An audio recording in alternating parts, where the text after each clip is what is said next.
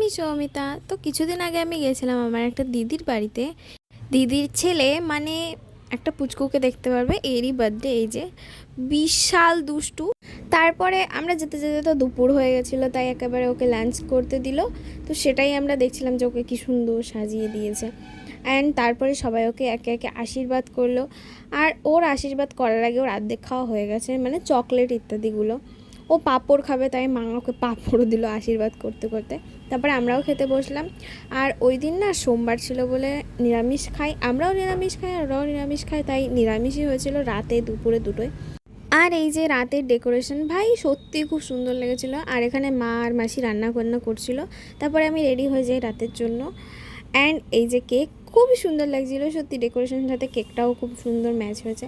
আর এখানে ওকে ধরে কেক কাটানোই যাবে না, মানে ওর মামা ওকে ধরে আছে, হবে না, কাউকে দিয়ে কেক কাটানো গেল না। শেষে উল্টো পাল্টাভাবে ও জোর জবরদস্তি করে কেক কাটিয়ে কেক কাটতে কাটতেও খেয়েছে। কেন জানি না, কী জন্য সবাইকে দেখে ভয় পাচ্ছিল হয়তো। আর এরপরে আমি কোনো ভিডিওই করিনি, কেন জানি না। তো নেক্সট দিন গেছিলাম শাড়ি কিনতে। হ্যাঁ, কারণ আমি গেছিলাম শান্তিপুর। আর শান্তিপুরের শাড়ি তোমরা সবাই জানো বিখ্যাত। যাই হোক, আমি কিছুটা একটু ডিফারেন্ট কালারের মধ্যে ডিফারেন্ট কিছু খুঁজছিলাম এই ধরনের। তোমরা গেস করে বলো আমি কোন কালারটা নিয়েছি। অ্যান্ড দেন এই পুচকু দুটোকে আদর করে একেও একটু আদর করলাম, কারণ একটু পরে আমরা বেরিয়ে যাব। হ্যাঁ, আর এই দেখো এই গাছগুলোয় ভাই কী পরিমাণে মুকুল ধরেছিল। তো দেন তারপরে বাড়ি চলে আসলাম। দেখা হচ্ছে নেক্সট মিনি ব্লগে। টাটা।